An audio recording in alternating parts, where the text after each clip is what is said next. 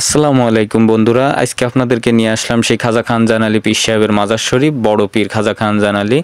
দেখতে থাকুন ভিডিওটা, খুব ভালো লাগবে ইনশাআল্লাহ। এইখান থেকে যাইয়ে সামনেতে ওই জায়গাতে ঢুকতে হয়।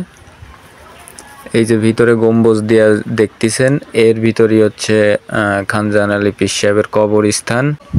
এখন বর্ষাকাল তো এই কারণে মানুষজন একটু কম আছে, তারপরে অনেক। এই যে আরেকটা দরজা, এই জায়গায় আবার শুটিং চলতেছে সে ভিআইপি ভাবে। আপনিও কিন্তু আইতে পারেন, এই জায়গা আইলে সুন্দর সুন্দর কন্টেন্ট বানাইতে পারবেন।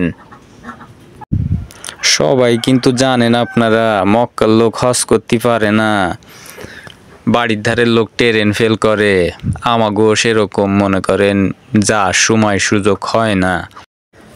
আপনি যা বলেন আর তা বলেন, ডিজাইনগুলো কিন্তু খুবই সুন্দর, আগের কালের সেই পুরনো ডিজাইন, এত সুন্দর নিখুঁত। কিন্তু এই সময় কিন্তু এত বড় বড় শিক্ষিত ইঞ্জিনিয়ার ছিল না।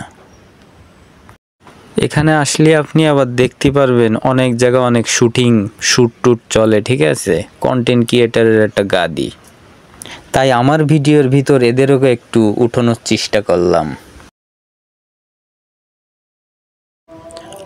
আমি এখন এই যে জায়গায় দাঁড়ানো আছে, এটা হচ্ছে মেইন দরজা, ওই যে মেইন গেট, ওইখান থেকে আইসে আপনার এই পাশটা হচ্ছে, এইখান থেকে বাইর হয়ে তারপর হচ্ছে আপনার সামনে হচ্ছে এই যে দিঘি, ওই যে একটা কৃষ্ণচূড়া গাছ আছে।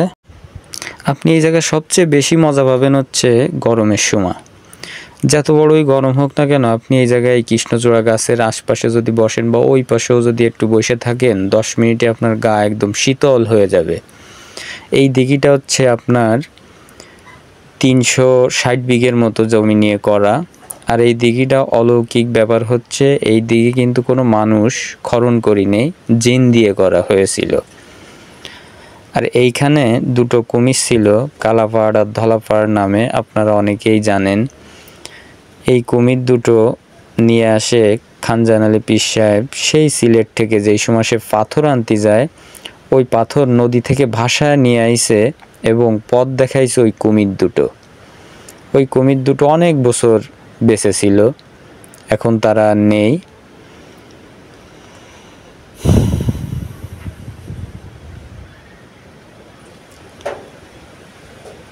আপনি ওইখানে আসবেন, দেখবেন, ঘুরবেন, খুব ভালোই লাগবে।